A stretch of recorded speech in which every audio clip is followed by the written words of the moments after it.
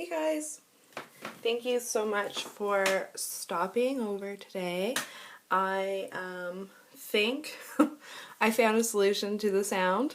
I'm using my wonderful mother-in-law's iPad that she loaned to me, so this should work and you should be able to hear me, and hopefully this is much better. You guys know my obsession with Paulina Cassidy. I've got a few of her decks now.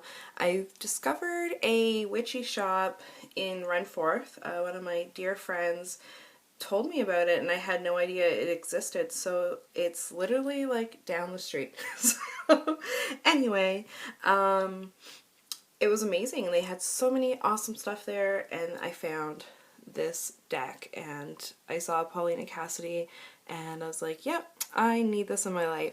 So by some miracle of the gods, I haven't pre-opened this because you guys know that that's how I roll. It's usually I've already opened it, but I haven't. So this is a true first impression of this deck.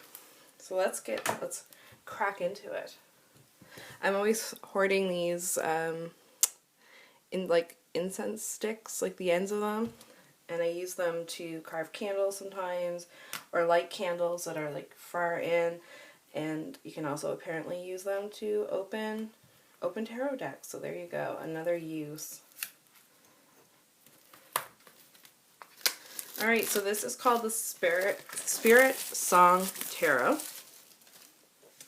And it just says, Spiritsong Tarot energizes the cards of traditional tarot with the majestic beauty and wisdom of 78 animals that have been called upon to help guide you on your life journey.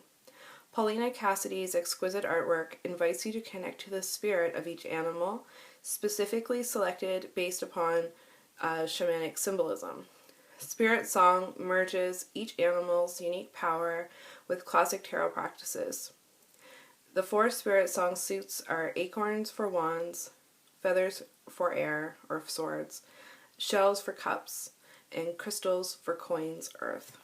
So let's take a look. It's in a really nice box. It's like a nice kind of matte, like feels like a gift box. And it's got fun octopus on it, so I like that. And it's pink inside. Okay, I'm into it. This is the little guidebook that it comes with. So definitely more than your traditional little white book. I'm pretty happy with this. I did read that it came, like it says, deck and book set, but because of the size of the box, I kind of figured, oh, the book will just be a little white book. But it actually appears to be a bigger white book. And, I mean, I haven't read any of this, but it looks pretty good. Looks like you have kind of a page or so for each card. And let's see, I'm seeing some of the animals and I'm excited to see her interpretations of them. So connecting to your cards, there's a little bit of information about that and some spreads. I'm always sorry if this isn't quite, I just realized I was holding that really low. I'm just getting used to this kind of new angle. You should see what I have the iPad on. It's like on a candelabra taped with electrical tape. It's a really classy high-tech podium that we're using today, so don't mind my weird placement of things. We're all in this together. So connecting with your cards, spreads. What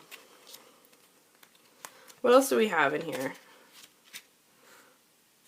Oh, you can use it as an oracle, so that's kind of cool. A little something different, some notes. Does anyone ever write? I've never ever used the notes in the back of any of these books. So has anyone ever used them? What do you use them for? I'm curious. So yeah, not bad. Not bad. A little introduction. Not bad. So I give that a passing grade for a little white book. And these are the cards, so I'm just going to fiddle with this plastic here for a second, and we'll take a look. My goodness, I love the smell of new tarot cards. Okay. So instead of the Fool, we have the Traveler, which I love. I'm into it. Oh, and this is what the back looks like. Here we go. the Magician. I love her art. Like, I can look at her art for hours. She's definitely probably my favorite artist right now. She's right up there with Clive Barker. I wish he would do a tarot deck. Clive, if you're listening, you could do a tarot deck. That would be amazing.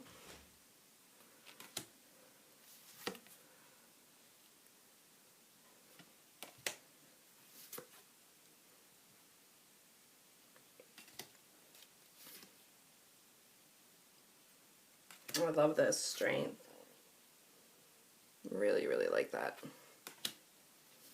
Oh, the Hermit's cute too. Oh, this is the Wheel. So definitely not your traditional Rider-Waite clone. This is definitely, in my opinion, kind of its own thing. I'm just kind of picking up on that here.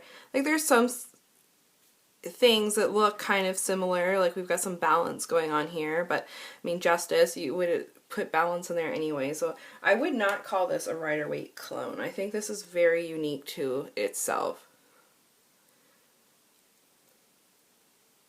But the good thing is with it, where they are, like, because I think a lot of us learn from the Rider-Waite, if you're still learning and you like these cards, it does say on the bottom, like, here for what they have as transformation, which is the Death card, transition and liberation. So they've definitely, it's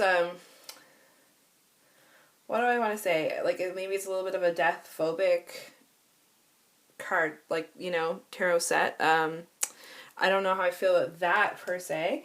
I like that the more harsher cards in the tarot, I feel like they really can convey a strong emotions and can really help propel the message of the deck. So I don't know about that, but you know what?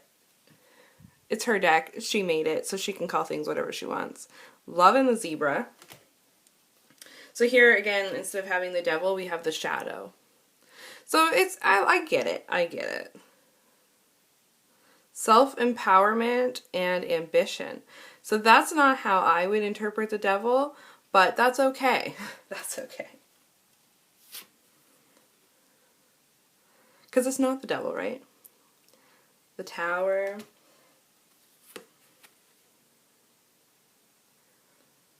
Very pretty. Very, very pretty. I would use this, I would call this an oracle deck more than I would call it a tarot deck. Personally, I think that's just my Rider-Waite snobism coming out. But it's beautiful. It's absolutely beautiful regardless. And I can totally see myself using this for sure. It's so pretty. And I like the borders. Like, I love the little details, and I think that the words, like the little text, isn't distracting, or sometimes I find with tarot cards that do have the meanings on the bottom, it can be very distracting from just using the card, but I don't really find that with this one. Whales, I love, like, no, I don't. Okay, they just freak me out so bad. They really do. That card, like, the World would scare me if I got that more in this deck than the Devil would. They're just freaky. How can something be so big? Like, obviously protect them, keep them safe, but they're freaky. So the Ace of Acorns, so this is our Earth. No, what was it? It's our Wands and Fire, sorry. So these are our Wands cards. Just beautiful. I'm going to spend some time with these today and just kind of, you know, meditate on them and really look into them. What I love about her art is that it's like you can find things in it, so it's always kind of changing. I really like this one.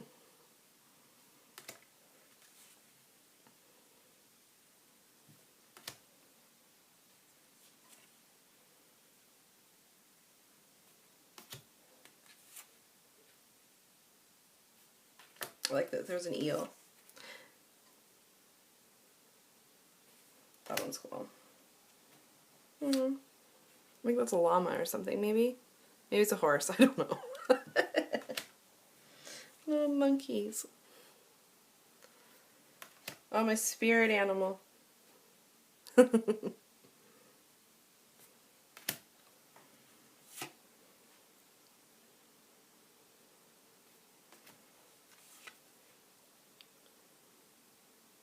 Very pretty. And this is shells, which is water. So I was wondering if it was just going to be sea creatures, but it doesn't appear to be, but you can see like different ocean kind of themes going on within them, which I really like.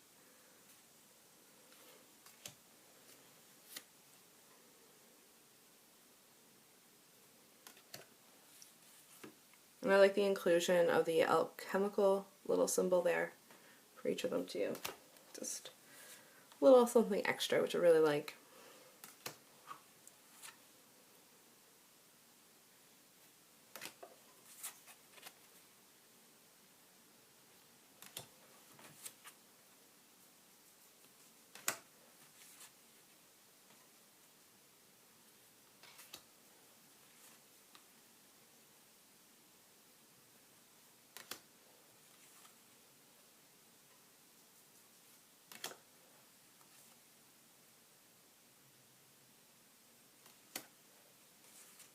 I like that one a lot. So Ace of Feathers, so this is the air suit.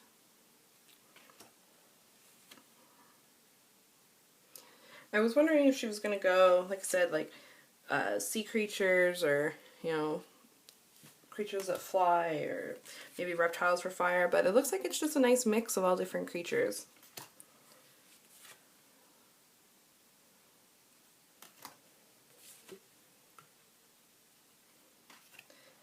Oh, that's so pretty too.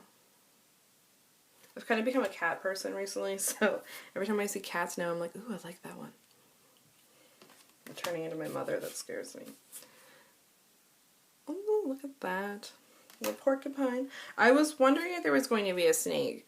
Okay, I like it. Recovery and transformation. I like it. Oh, cute. Everyone's favorite trash panda.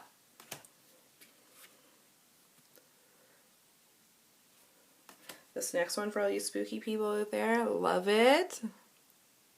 Queen of Feathers, a bat. I love that. Made a little rhyme there. Gotta have a lion as a king. I mean, come on. Oh. So this is Earth, and this is represented by crystals, which I absolutely love. I think that's an amazing, amazing idea.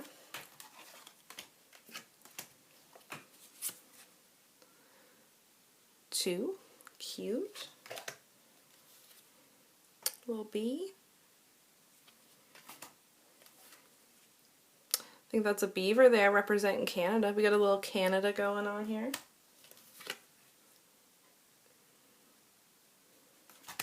Oh, cute. So I've seen Timon and Pumbaa in this deck. I kind of always end up linking animals back to Disney characters, I think.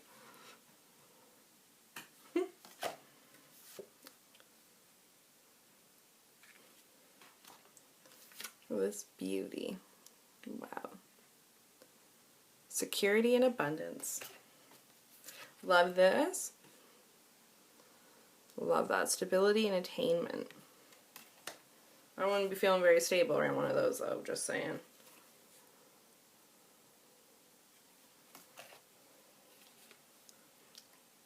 I like that there's animals from all over the world. Cute. I've always wanted a little hedgehog pet, but I don't know. And the King of Crystals, a beautiful tiger. I noticed too that the decks on the back, so they've got the 2017 US Games on both sides, so you can read them reversed. At first I only noticed it on one, but it's actually on both, and I think that's really clever for people who read reversed. It's really nice that it'll remain a mystery for you what it's going to be. Overall, I really like the deck. I would call it more of an oracle deck. That's just my opinion. But I think it's beautiful, and I'm impressed with the packaging of it. I'm impressed with the big white book. And I mean, the art, you can't beat it. It's beautiful. Thank you so much for hanging out with me this afternoon. I just noticed I didn't light any of the candles. I had planned to do that, but apparently I just didn't do it. But thank you for hanging out. Thank you for watching this crazy, wild adventure that is this channel. and I hope that you have a wonderful day. It's still kind of close to Lunasis, so happy Lunasa to you, and happy Lammas, and happy belated full moon. So lots of good stuff going on. See you later.